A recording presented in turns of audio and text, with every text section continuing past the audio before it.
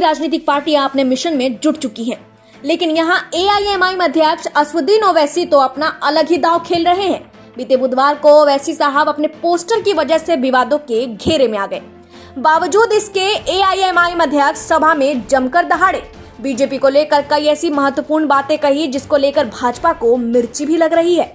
आपको बता दें कि ये पहला मौका नहीं है जब ओवैसी के पोस्टर को लेकर विवाद छिड़ चुका हो। इससे पहले भी आगामी चुनाव को लेकर अयोध्या में आयोजित उनके एक सभा में कुछ ऐसा ही विवादित पोस्टर लगा था, जहां राम लल्ला की नगरी को फैजाबाद नाम दे दिया गया था। बीते 21 सितंबर को यूपी के संभल में सिरसी कस्बे में ओवैसी साहब जनसभा को संबोधित करने पहुंचे थे, जहां इस पौराणिक क्षेत्र को ओवैसी के पोस्टर में गाजियों और बलियों की धरती बता दिया गया। वहीं इस पोस्टर की शुरुआत में लिखा गया, गाजियों की धरती पर गरजेंगे शेरे हिंदुस्तान। इस खबर की जानकारी जैसे ही बीजेपी के नेताओं पर पड़ी, वो भड़क गए। वहीं नेताओं ने कहा कि ये धार्मिक स्थल है, इसी के साथ यहाँ इतिहास का भी विवरण दे दिया गया। वहीं पश्चिमी उत्तर प्रदेश में क्षेत्रीय उपाध्यक्ष राजेश सिंगल ने भी कहा कि संभल कभी गाजियों की धरती नहीं रहा। ये ओवैसी का चुनावी स्टंट है, हम उनके मंसूबों को कामयाब नहीं होने देंगे। हिंदुस्तान का कोई भी शहर गाजियों का नहीं रहा और न ही हम होने देंगे।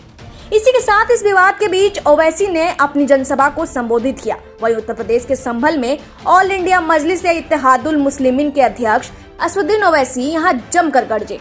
साथ ही अपने भाषण में कहा कि 2017 में सभी पार्टियों ने मिलकर चुनाव लड़ा, मगर सपा बसपा के वोटर मोदी की गोद में बैठकर चाय पी रहे थे। मुझ पर इल्जाम लगाते हैं कि मैंने वोटों का ध्रुवीकरण कर सपा की सरकार नहीं बनने दी। 2019 के चुनाव में सपा बसपा साथ मिलकर लड़े, इनके 15 सांसद जीते, बाकी बीजेपी के सांसद जीते। 2019 के चुनाव में हमारा कोई कैंडिडेट नहीं था, फिर भी आप ओवैसी पर वोट काटने का आरोप लगाते हैं। इसी के साथ ओवैसी ने अपने आक्रामक तेवर भी दिखाए, जहां उन्होंने आगे ये भी कहा कि हम 5 सीट जीत जाते हैं तो भारत में तूफान आ जाता है। अखिलेश यादव के परिवार को हिंदू वोट नहीं मिला तो चुनाव हार गए और वो हमसे सवाल करते हैं, अतीक अहमद को क्यों लिया? क्या प्रज्ञा ठाकुर दूध की धुली है? उत्तर प्रदेश में बीजेपी के 100 विधायकों पर क्रिमिनल केस है, खुद योगी आदित्यनाथ पर भी केस है, उन्होंने अपना एक केस वापस ले लिया। इसी बीच ओवैसी ने यूपी में उठ रहे अब्बाजान पर उठे सियासी बवाल का भी जिक्र किया, जहां उन्होंने कहा कि अब्बाजान कहते हैं, बताओ कितने मुसलमानों को अंत्योदय अन्न योजना में काट दिया, कितने मुसलमान को BPL काट दिए। आज भी उत्तर प्रदेश में 54% मुस्लिम गरीब है, हम कुछ कहते हैं तो इनको तकलीफ हो जाती है। बाराबंकी में मस्जिद शहीद कर दी गई, मेरे खिलाफ मुकदमा कर दिया गया, इसमें उत्तर प्रदेश की सरकार और वक्फ बोर्ड हाई कोर्ट क्यों नहीं गया? इसी के साथ पोस्टर विवाद के बीच AIM अध्यक्ष ओवैसी ने और भी कई मुद्दों को उठाते हुए मुख्यमंत्री योगी आदित्यनाथ पर अपना गुस्सा जाहिर किया।